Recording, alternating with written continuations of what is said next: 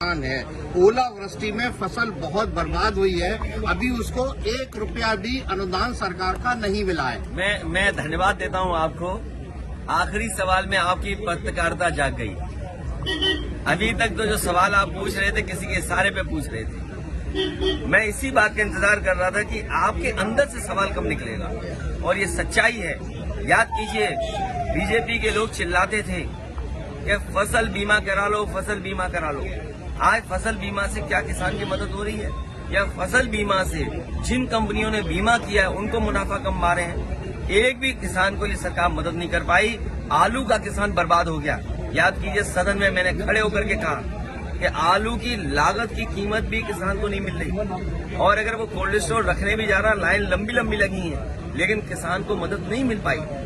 उसका क्या परिणाम हुआ? कहा कि हम आलू खरीदेंगे। आप बताओ, सबसे अच्छी बेल्ट है आलू की यही फिरोजाबाद, यही शिकाबाद, यही टूंडला, और आगे आप चले जाए फतेहाबाद से लेकर के खंदौली और उस इलाके में, आगरा के इलाके में। बताओ, एक आलू सरकार ने खरीदा हो तो बता दो आप। सरकार इसलिए मैं कह रहा हूँ, ये सरकार किसानों की दुश्मन है, नौजवानों को बेरोजगार बना रही है, महंगाई बढ़ा रही है, और जब से भारतीय जनता पार्टी आई है तब से डायबिटीज, हार्ट अटैक और तमाम बीमारियां बढ़ गई हैं। ये जो अर्बन इलेक्शन होने जा रहा है, बीजेपी को बताना पड़ेगा कि इतने सालों की सरकार के बाद कुछ टिप्पणी रहेगी।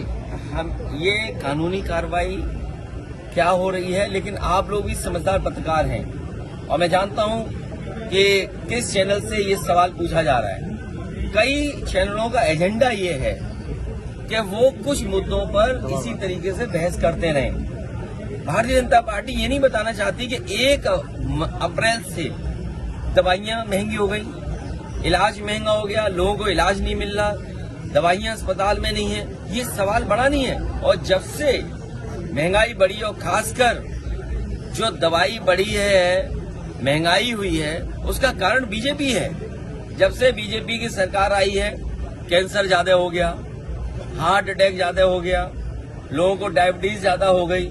ये राजनीतिक कारण तो है ही है, और आर्थिक कारण ये भी है कि डिमांड सप्लाई का जो मामला है, कि मान लीजिए बाजार में किसी दवाई की कमी बढ़ गई, अपने आप बाजार बढ़ा लिया। याद कीजिए, कोरोना के समय पर ब्लैक हुई दवाइयां।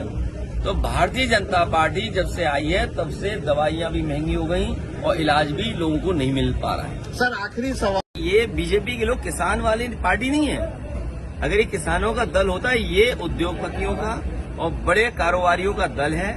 इनका हर फैसला बड़े उद्योगपति, बड़े कारोबारियों की मदद का है, और इसीलिए आपने देखा होगा इन्होंने एक अपने उद्योगपति मित्र की इतनी मदद की कि दुनिया में 2 नंबर पे पहुंच गया। लेकिन एक रिपोर्ट आई, फर्जी बढ़ाया था, वो कहां धराशायी हो गया। ये उद्योगपतियों की मदद कर रहे हैं, ये किसानों के शुभचिंतक नहीं है।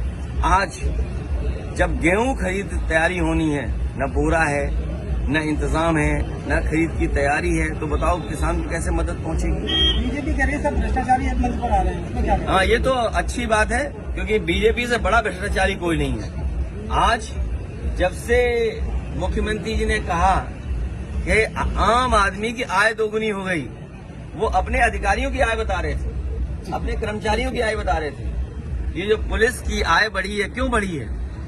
ये इसीलिए बढ़ी है क्योंकि भारतीय जनता पार्टी ने खुली छूट दी भ्रष्टाचार को। एक अभी खबर आ रही थी कि किसान अपनी जमीन को लेकर के, एक विवाद को लेकर के खून से चिट्ठी लिखी, नस काट ली, और उसका परिणाम क्या, उसकी जान चली गई। इस सरकार में आप न्याय की उम्मीद नहीं कर सकते। और भ्रष्टाचार जो बढ़ा है, वो मुख्यमंत्री ने खुद बताया है कि आय दोगुनी हो गई। आम जनता की आय दोगुनी नहीं हुई, इनके अधिकारी और कर्मचारियों की आय दोगुनी हो गई। सर, बहुत से और काफी आगजनी हुई, बंगाल में भी दंगे हुए, इसका दोषी कौन है?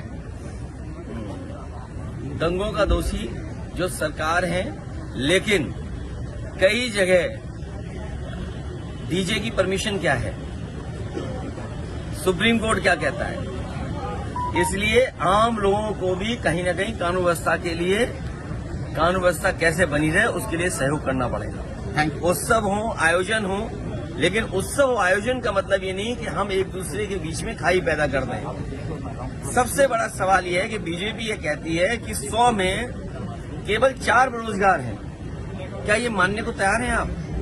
क्योंकि बीजेपी इस बहस नहीं छेड़ना चाहेगी बीजेपी का जो आंकड़ा है, जो बजट पास हुआ, उसमें ये कहा कि 100 में से केवल बेरोजगार हैं। इसका मतलब 96% जो नौजवान है उसको नौकरी मिल चुकी है। बीजेपी ने ये कहा कि हम $1 ट्रिलियन इकोनॉमी कर देंगे, जबकि उत्तर प्रदेश की जो ग्रोथ रेट है वो न जाने क्या है, और नकली ग्रोथ रेट दिखा रहे हैं 16%, और $1 ट्रिलियन इकोनॉमी के लिए चाहिए 34%। और इस 34% को दिखाने के लिए, अपने झूठ को सच बनाने के लिए अमेरिकन कंपनी को हायर किया इन्होंने।